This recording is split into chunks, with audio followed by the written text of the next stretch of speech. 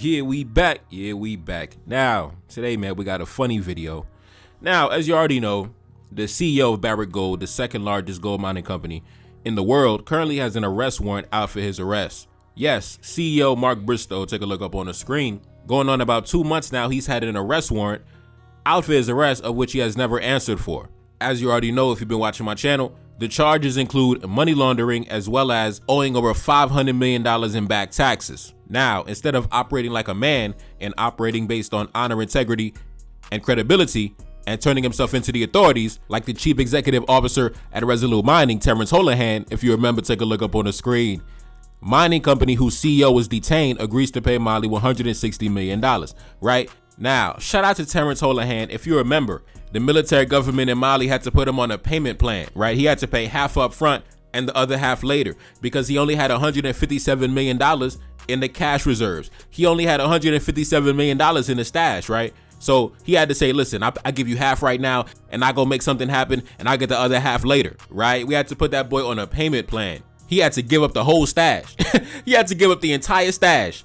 But now, back to the chief executive officer, the CEO of Barrick Gold, the second largest gold mining company in the world, Mark Bristow.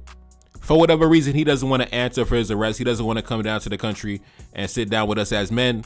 So, unfortunately for him, the military government in Mali went down to the gold mining complex and seized multiple metric tons of gold, valued at hundreds of millions of dollars. Now, take a look up on the screen. Last week, as you already know, Barrick suspends operations in Mali after $245 million worth of gold was seized. And of course, Mali is holding the seized gold from Barrick at the state-owned bank. Now, instead of Mark Bristow, like I said, coming down to the country, sitting down with us as men, looking us in the eye, shaking our hand, he rather go on YouTube. He rather, do interviews on YouTube, even though he's a wanted man, right? Even though he's a wanted man, he's on the internet doing interviews. So in today's video, that's what I'm going to be talking about. I'm going to be reacting to an interview from Mark Bristow, the CEO of Barrick Gold, the second largest gold mining corporation in the world. The CEO currently is wanted for felony charges in the Republic of Mali. Listen, just come down to the country. Let's have a conversation. Anyway, run the footage. I'm going to come in and out of my commentary. Let's go. So let's talk about Mali, another country within your Africa and Middle East jurisdiction. Division, and one where you're experiencing some difficulties at the moment with the military government as it seeks greater rent from the mining sector, leading you to this week suspend operations at Loulo-Gounkoto after the government seized some of your gold. How is the situation in Mali? Now, listen, my man lost $250 million worth of gold, and he has an arrest warrant out for his arrest. And the guy doing the interview was like, let's talk about Mali, where you're experiencing some difficulties. Listen, man, he's doing more than simply experiencing some difficulties. His situation is catastrophic right now because in order for him to get everything back on track, he has to come down to the country. But if he comes down to the country, we're going to arrest him at the airport. And if we arrest him at the airport, he knows we will not release him until he pays the $500 million. But he doesn't want to pay the $500 million. So he's not going to come down to the country. And if he doesn't come down to the country, the situation would never be fixed. And if it's not fixed, the shareholders are going to be angry. The shareholders are going to be furious. So he's definitely in a very tight predicament right now. So that's why I say he's definitely doing more than simply experiencing difficulties. Yeah. Anyway, let's continue. How is the situation in Mali? So it's dynamic is probably the best way to describe it. But at this stage, we are very focused on finding a solution to go forward. As you know, Mali is the very foundation of my business development. That's where we started Rand Gold Resources. We've had a very strong relationship with the Malian people and its many governments over time. And the debate is around understanding. Mali is the very foundation of my business development. That man said Mali is the very foundation of my business development. When I tell y'all, man, these individuals have built the foundation of their wealth on top of our backs. That's why I say as soon as we cut off the tap, as soon as we cut off the supply, we don't even gotta fire a single shot. You see the thing with us? We don't gotta fire rockets and missiles and bullets at these guys to destroy these guys and minimize these guys and vanquish these guys.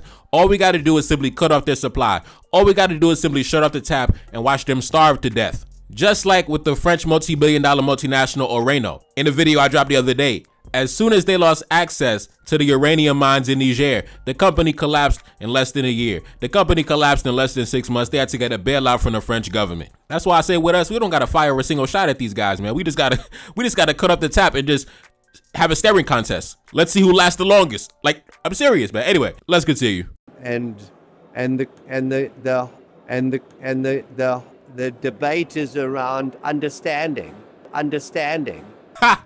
Listen, man, the black man got that boy nervous. That boy babbling on the camera. And the debate is around understanding. Listen, man, that boy knows he owes $500 million. That boy shaking in his boots. That boy shaking in his trousers. So let's continue. As we get closer to be able to have an open and frank dialogue, we will definitely find a solution on a way forward for Mali. I grew up in South Africa, end of apartheid, finding solution, the Truth Commission, and that's dialogue is the only way to solve issues. And so I grew up in South Africa, end of apartheid, finding solution, the Truth Commission.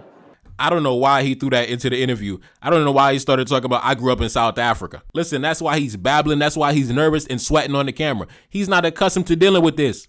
Now let's continue. You know, we are restricted on exporting gold at the moment.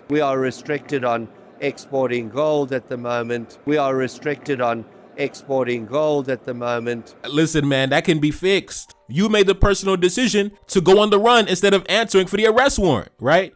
We gave you the notification. We gave you the invitation. Come down to the country. Let's have a conversation, bro. Let's examine the financial records. Let's renegotiate the numbers in the contract, you know. But you didn't want to do that, bro. You wanted to go on the run. This is not something that is unique to Barrick Gold, right? Because, like they said, back in 2023, the military government in Mali created a brand new set of laws governing the mining sector.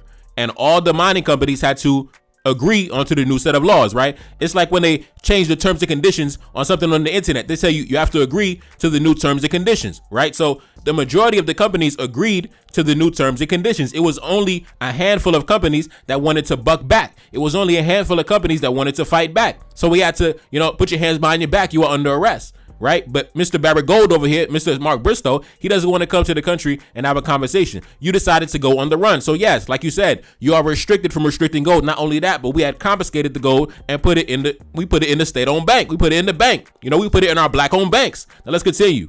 This is not a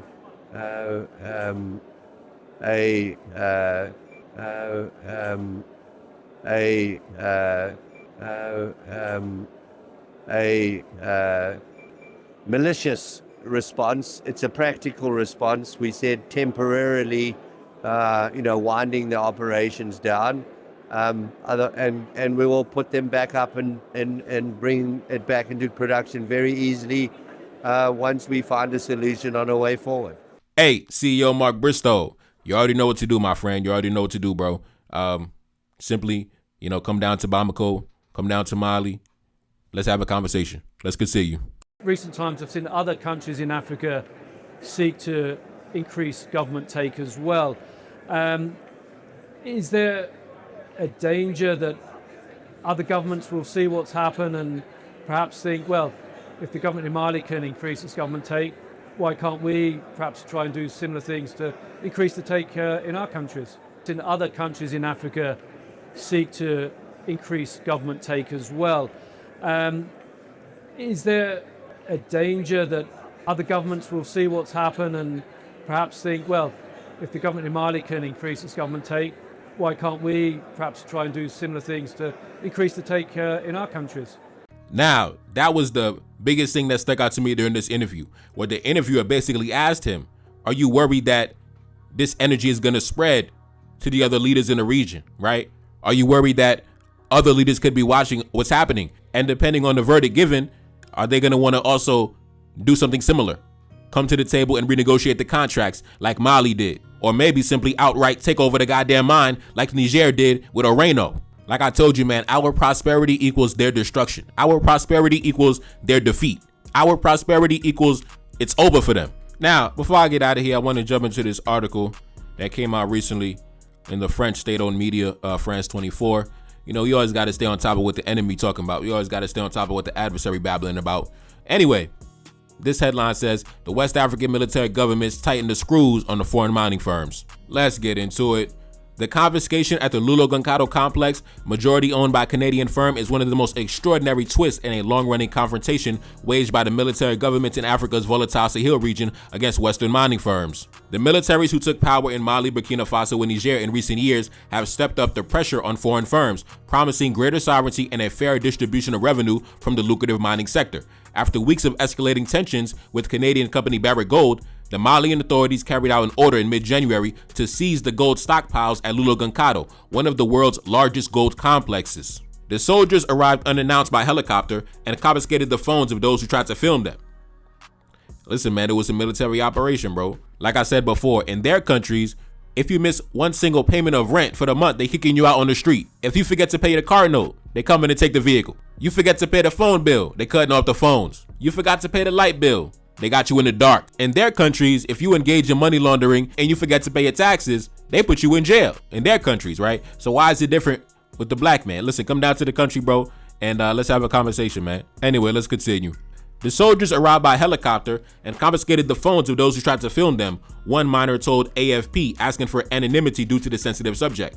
The only images of the operation were shared covertly. He said when resurfaced from the mine that colleagues showed him a photo of two helicopters about to carry the gold back to the bank in the capital of Bamako. The gold's value is estimated between $260 and $290 million, according to market data. Military leaders in the Sahel have vowed to claw back sovereignty over their natural resources, which they say have been unfairly sold off to foreign operators. At the end of last year, Niger authorities took control of the French nuclear group Orano's uranium mining unit after withdrawing the license. Niger is the world's 7th largest producer of uranium, accounting for 4.7% of global supply. In 2023, Burkina Faso's military government said it had requisitioned 200 kilos of gold extracted by a subsidiary of the Canadian group Endeavour Mining for the public necessity. Damn, they say back in 2023, Ibrahim Traore seized 200 kilos of gold from this Canadian company, citing that we need this for the public necessity. You know, we need it. I'm gonna take this 200 kilos of gold because I need it for the public necessity. I need it for my people, bro. So I'm gonna come down to the mining site and take this 200 kilos of gold because I need it for my people, bro. All right, I'm gone. Peace. Now let's continue. What is more violent, dealing with contracts that corner us or seizing a stockpile of gold because we want to force negotiations? Asked Umar Babasai, a Malian mining engineer and consultant. Since seizing power, the region's military leaders have reformed the mining codes. Mali has freed up more than $1 billion by negotiating new contracts or renegotiating the old ones, Economic Minister Aluseni Sanu said at the end of December. The reform should generate a net additional gain of around $950 million a year, or 20% of the national budget. Mali's military chief, General Assimi Goïta, said in January that the new revenues have made it possible to pay off part of the internal and external debt and to pay for military equipment. Nina Weiland, the Africa director at the Egmont Institute for International Relations, said the region's new military rulers were playing to public opinion by adopting a rhetoric based on sovereignty and the rejection of most Western miners. The risk is scaring off foreign investors, she added. Now, I don't know why they threw this lady's thoughts and opinions into the article. Some lady named Nina Weiland. Take a look up on the screen. Like, let's be for real. Lady, who are you? Nina Weiland? Listen, I think I speak for all black men around the world when I say we don't give a damn what this lady has to say. We don't give a damn what this lady has to offer to the discussion. Who are you? Where'd you come from? What value are you adding to the discussion, Nina Weiland? First of all, where are you from, right? Where are you? Where's your family from, first of all, right? Where your family from, right? First of all, they said she's part of the Egmont Institute. Who is the Egmont Institute, right? It's some NGO based in Belgium. Take a look up on the screen. The Egmont Institute, the Belgian Royal Institute for International Relations, providing a platform for interdisciplinary research and debate on European and international What? Bro, who are these people? Who are these folks? But listen, we got to remember, this article came from the French state-owned media. So obviously they're going to be citing, commentators from Belgium and things like that. Random white women from Belgium. Like, bro, we don't give a damn what this lady talking about, man. Get this lady out of here, bro. Talking about we scaring off the foreign investors. Listen, if the so-called foreign investors don't want to come to the table and do honest business and come to the table with respect and integrity, then they shouldn't be at the table at all. And when you say foreign investors, the key word in that phrase is foreign, which means these are foreigners. So what you mean we scaring off the foreigners? That don't even make sense. And this is what I feel about that, right? if the foreign investors are running scared, they don't want to pay their taxes, we scaring off the foreigners, then black men need to step up and do what black men have always done since documented history, which is mine our own gold, refine it ourselves, turn it into wealth for us. We've been doing it for thousands of years. Our ancestors already was mining and shaping gold long before the Europeans even knew about gold. We was already adorning ourselves in gold. You could read memoirs from damn near 1,000 years ago where the Middle Eastern travelers would come down to West Africa and they see the black man adorning himself in gold. So if this lady, right, so-called Nina Weiland from this Belgian NGO, if she feels that we are scaring off the foreigners, the black man is scaring off the foreign investors, right, then the black man needs to do what he always been doing throughout history, which is mine and refine his own gold. Because the gold belongs to you, black man. They gave it to you. The Almighty Creator gave it to you. He didn't give it to them. So their opinion on what we doing with it don't even matter in the grand scheme of things, because the Almighty Creator did not bless them with the multiple metric tons of gold. He gave it to the black man and the black woman. So at the end of the day, if the foreign investors are getting nervous because we are simply asking for more equity at the table, then they shouldn't be at the table.